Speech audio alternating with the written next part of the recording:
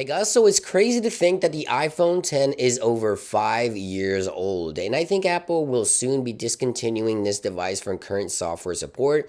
I think this year is when we say goodbye to the iPhone 10, but I wanted to make a video on it because this iPhone changed so much for Apple, so much for iPhone users, for the iPhone, and the operating system iOS in general, so I wanted to share a video on it before Apple says goodbye. So let's just dive right into this video. Now, as always, if you would like to stay up to date with the latest iOS news and Apple software updates, of course, don't forget to subscribe and make sure you turn on those notifications so that you don't miss another episode. Now, as I mentioned, it is crazy to think that this iPhone is already over 5 years old. It was introduced in November 3rd of 2017.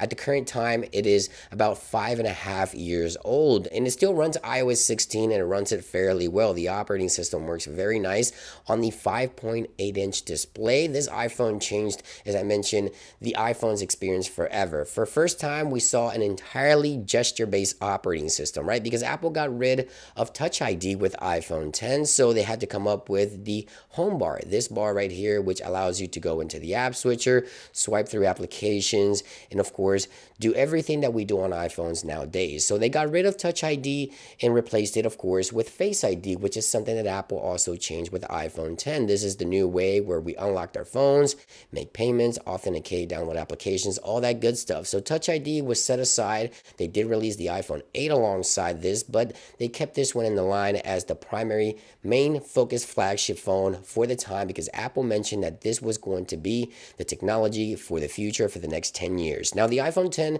is only 5.5 years old, but keep in mind that in terms of operating system and smartphones, that's really old if you think about it. And Apple is probably one of the only companies that support their iPhones through so many years of fresh new software support with new features. And iPhone 10 still runs the latest iOS 16 with the Apple A11 Bionic chip inside. It still runs very, very well.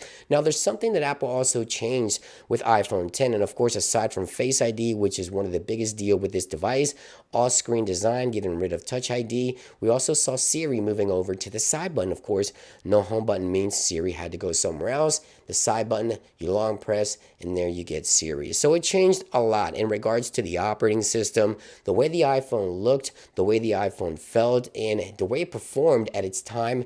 It just felt like it was ahead of its time. But unfortunately, everything has to come to an end.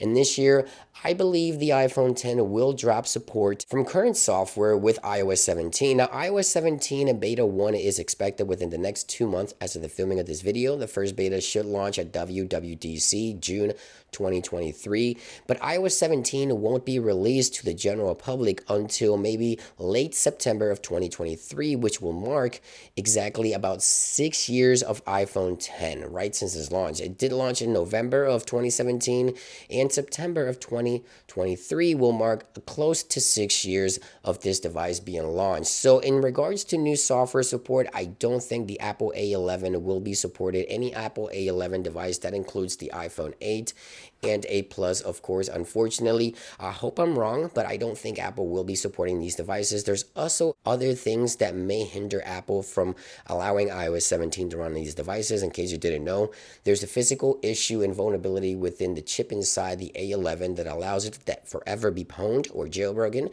That's also one of the issues, and I think Apple wants to move away from that. Apple can't really fix that with a software update. That's why when you usually see a jailbreak, is usually for A11 devices or older, because the chip has the issue. Apple can't update that with a software update. So yeah, I think this is the year where Apple discontinues an iPhone that changed so much for iPhone users, for Apple themselves, and for the operating system iOS. I hope I'm wrong. Let me know what you think about this in the comments down below. Thank you for watching, and hey, goodbye to iPhone 10. I'll see you guys on the next one.